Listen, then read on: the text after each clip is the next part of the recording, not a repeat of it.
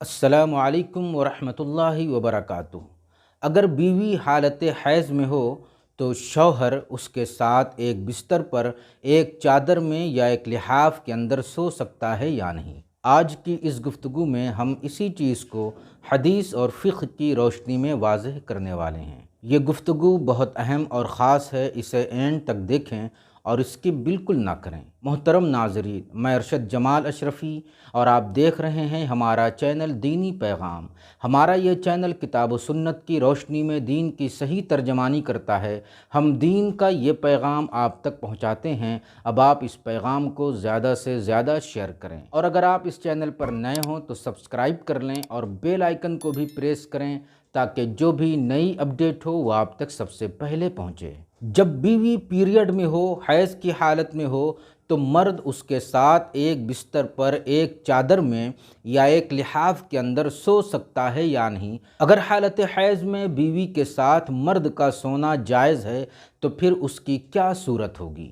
یا مرد کو اختیار ہے کہ جس طرح وہ نارمل حالت میں اپنی بیوی کے ساتھ سوتا تھا اسی طرح وہ سو سکتا ہے؟ تو آئیے اس سلسلے میں اللہ کے رسول صلی اللہ تعالی علیہ وسلم کی سنت اور آپ کا طریقہ جانتے ہیں کہ آپ نے اس سلسلے میں کیا ہدایت فرمائی ہے۔ چنانچہ مسند احمد کی ایک حدیث ہے جو صحیح بخاری اور صحیح مسلم میں بھی موجود ہے۔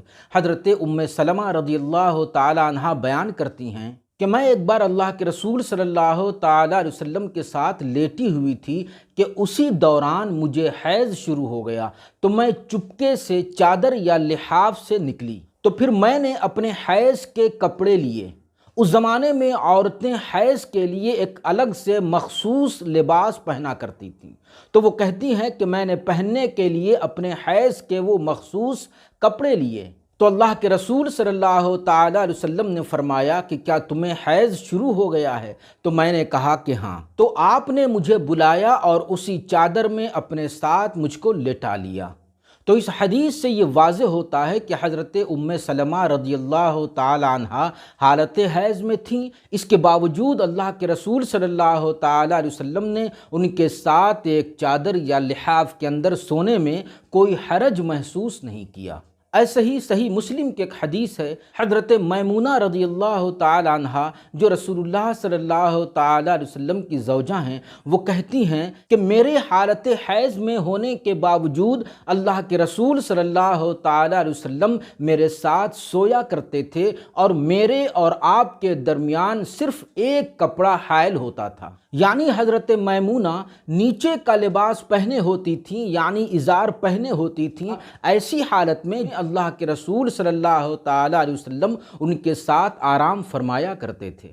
ان دونوں حدیثوں سے یہ بات اچھی طرح ثابت ہو جاتی ہے کہ اللہ کے رسول صلی اللہ تعالی علیہ وسلم اگر آپ کی ازواج حالت حیض میں ہوتیں اور کم از کم ازار پہنے ہوئے ہوتیں تو آپ ان کے ساتھ سونے اور آرام فرمانے میں کوئی قباحت محسوس نہیں کیا کرتے تھے۔ لہٰذا میاں بیوی اگر دونوں ہی لباس پہنے ہوئے ہوں تو ایسی صورت میں ایک ساتھ سونے میں کوئی حرج نہیں، یا کم از کم عورت نیچے کا لباس پہنے ہوئے ہو، ازار پہنے ہوئے ہو، تو اس حالت میں بھی میاں بیوی کا ایک ساتھ سونا جائز اور درست ہے۔ لیکن اگر دونوں ہی برہنہ ہو، یہاں تک کہ عورت بھی کچھ نہ پہنے ہوئے ہو، کمر سے گھٹنوں تک کا حصہ بھی چھپا ہوا نہ ہو، کھلا ہوا ہو، تو ایسی صورت میں امام ابو حنیفہ رحمۃ اللہ تعالی علیہ کا مذہب یہ ہے کہ اگر بیوی بے لباس ہے اور اس نے کچھ بھی نہیں پہن رکھا اور مرد اس کے ساتھ سو رہا ہے، تو مرد کو یہ احتیاط کرنا ہوگا کہ وہ عورت کی کمر کے نیچے حصے کو ٹچ نہ کرے، اوپری حصے کو چھونے اور ٹچ کرنے کی اجازت ہے۔